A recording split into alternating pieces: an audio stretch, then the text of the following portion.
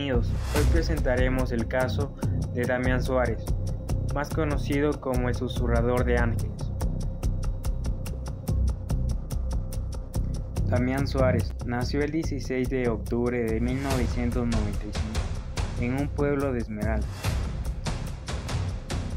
Damián creció entre orfanatos y casas de acogida. Fue víctima de abuso, negligencia y abandono. Su historia es la de muchos, pero su desenlace lo diferencia. Se convirtió en un niño silencioso, que escribía canciones tristes en cuadernos y que miraba a las niñas como no pares, sino como refugio. En su mente empezó a construir una realidad paralela, donde el cariño que nunca recibió se transformaba en obsesión. A los 9 años sufrió un abuso que selló su mundo para siempre. Desde entonces dejó de hablar con el mundo, pero empezó a hablar consigo mismo. Damián, con 29 años, era músico callejero, errante, invisible para el mundo. Su guitarra era su único modo de comunicarse con una sociedad que lo rechazó desde el primer día.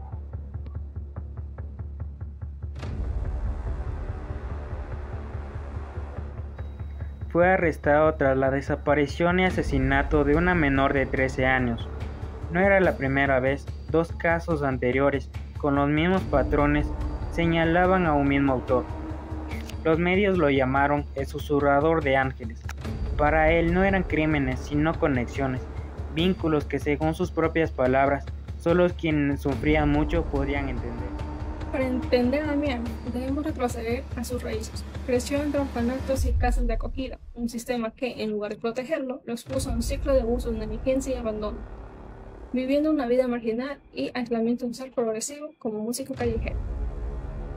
Desde la adolescencia, Damián comenzó a mostrar una atracción sexual hacia menores, un oscuro presagio de la tormenta que se avecinaba.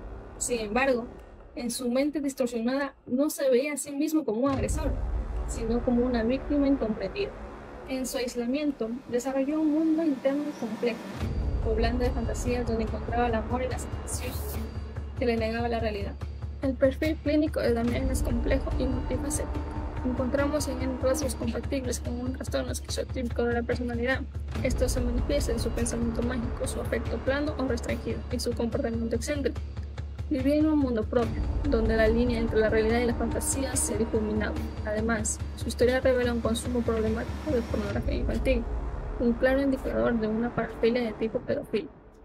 Esa atracción sexual hacia menores que se gestó desde la adolescencia se combinó con un trastorno de control impulsivo, creando una mezcla explosiva. Lo más inquietante son sus distorsiones cognitivas. Realizaba sus impulsos más oscuros con frases como «el amor no tiene edad», o no es abuso si hay amor, ellas me entienden. Carecía de empatía genuina, era capaz de hablar con una ternura sobre sus víctimas, minimizando el daño que les causaba, incluso justificando como una conexión verdadera. Modus operandi. Damián buscaba menores como Sofía, a quienes observaba en la calle, tal vez atraído por alguna muestra de atención o vulnerabilidad. Se acercaba con la excusa de su música, ganándose su confianza con una falsa ternura. Las distorsiones de su mente le permitían ver estos encuentros como conexiones genuinas, no como actos de abuso. Una vez que establecía un vínculo, la llevaba a lugares apartados, donde las velaba, fotografiaba sus cuerpos, las sometía y cuando éstas se resistían, las ataba. Una vez culminado el acto, las estrangulaba y las dejaba en un lugar apartado y solitario de la ciudad. Si observamos con detenimiento la historia de Damián, podemos identificar puntos críticos donde la tragedia pudo haberse evitado. Los indicios de sus problemáticas actitudes se manifestaron desde la adolescencia, con esa atracción sexual hacia menores y un aislamiento progresivo que lo desconectó de la realidad. Su proceso para convertirse en criminal no fue un interruptor que se encendió de repente, sino una escalada silenciosa alimentada por parafilias no tratadas y distorsiones cognitivas que deformaron su percepción de afecto y las relaciones. El primer crimen, la desaparición y muerte de Sofía, fue la combinación de años de fantasías y una búsqueda desesperada de conexión.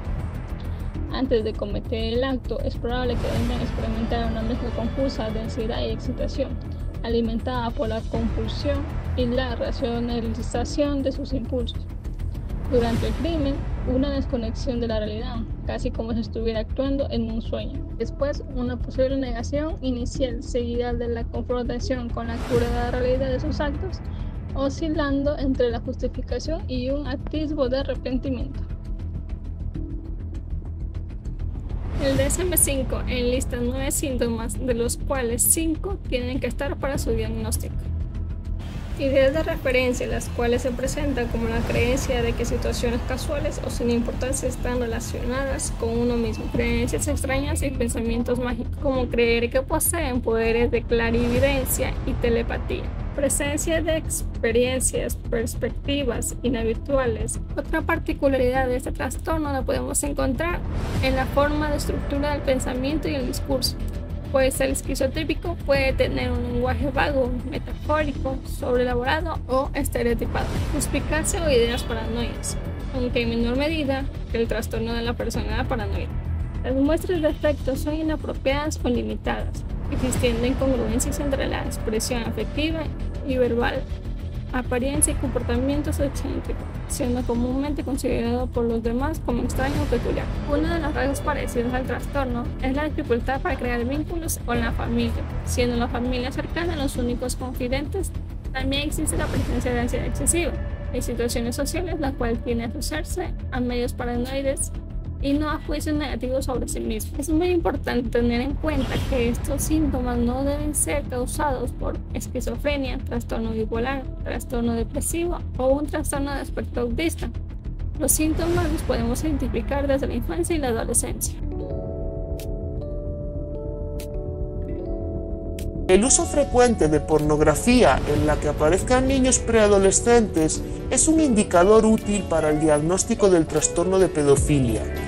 Es un ejemplo concreto del caso general según el cual las personas probablemente consumen la clase de pornografía que se corresponde con sus intereses sexuales. Sin embargo, el uso de pornografía infantil por sí mismo no cumple con los criterios para el trastorno de pedofilia, aunque es generalmente ilegal. Hola Damián, gracias por estar aquí. ¿Crees que podemos conversar un poco? Sí. Si me promete que nadie más va a escuchar esto. Sí, tranquilo, esto es confidencial. ¿Me puedes contar cómo te sientes hoy? Raro. Como si hubiera algo en el aire. Como si el techo respirara. ¿Esto que me estás mencionando lo sientes con frecuencia? Desde hace años. A veces escucho cosas también. A veces escucho voces que dicen mi nombre. Damián, ¿puedes contarme lo que ocurrió con Sofía? Sofía, ella era diferente, no como las demás.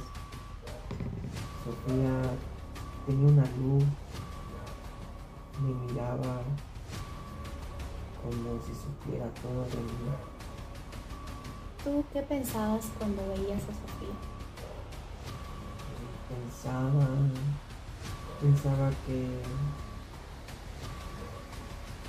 no entendía, que no me veía como un bicho raro. ¿Me puedes contar un poco más de lo que pasó ese día? Ese día la seguí. Quería hablar con ella, solo eso. Pero algo dentro de mí explotó. Fue como si otra parte mía despertara. Me vi desde afuera y cuando volví, ella ya no respiraba. En ese momento, ¿tú te sentías fuera de control?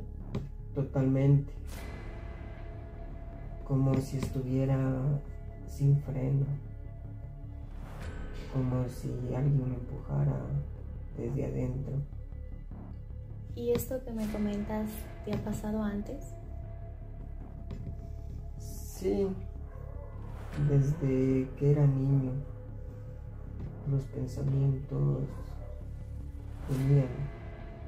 Son cosas que a veces no quisiera pensar, pero a veces me las imagino y vuelven. Damián, ¿qué pensaste después de lo que hiciste con Sofía? Nada. Me senté en el suelo, miré mis manos, pensé que Sofía tal vez estaría mejor lejos de este mundo. ¿Te arrepientes de lo que hiciste? Sí, pero no sé si por ella o por mí. Me duele. A veces me siento muy confundido. Damián, si en este momento tuvieras a los padres de Sofía enfrente de ti, ¿qué les podrías decir? Les diría que lo siento mucho, que daría lo que fuera por volver el tiempo atrás, pero a veces no puedo. ¿Tú quisieras cambiar todo esto que sientes? Sí, pero hay días que siento que no soy parte de este mundo y a veces pienso que no existe otra salida para mí. El comportamiento de Damián Suárez no puede analizarse solamente desde la acción delictiva. Su estructura psicológica revela un entramado complejo de parafilias, trastornos de personalidad y distorsiones cognitivas profundas. Según el Manual de Diagnóstico y Estadístico de los Trastornos Mentales DSM-5, el trastorno pedofílico se caracteriza por la atracción sexual recurrente e intensa hacia menores prepuberales, lo cual es evidente en la conducta y fantasía de Damián. Michel Seto es un destacado psicólogo forense clínico, investigador reconocido internacionalmente por su experiencia en el ámbito de la pedofilia y los delitos sexuales contra niños. Su trabajo se centra en la comprensión teórica de estos comportamientos, el desarrollo de métodos de evaluación de riesgos precisos y la implementación de estrategias de intervención efectivas.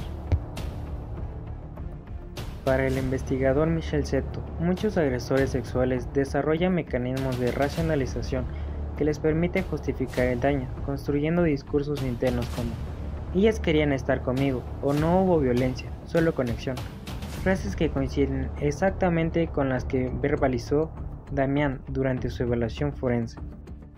Por su parte, Marshall y Barre, 1990, presentaron una teoría integrada sobre la etiología de la agresión sexual, que abarca una amplia gama de factores biológicos, psicológicos, sociales y contextuales que contribuyen a este comportamiento. Esta teoría enfatiza la importancia de las experiencias infantiles, especialmente el abuso, la negligencia y la exposición a la violencia, como factores que pueden afectar al desarrollo de mecanismos de inhibición y la capacidad de distinguir entre impulso sexual y agresión. También es una ficción, pero se inspira en múltiples perfiles reales que la psicopatología forense estudia a diario. Nos recuerda la fragilidad de la mente humana y la importancia de abordar las raíces del trauma y la enfermedad mental para proteger a los demás vulnerables.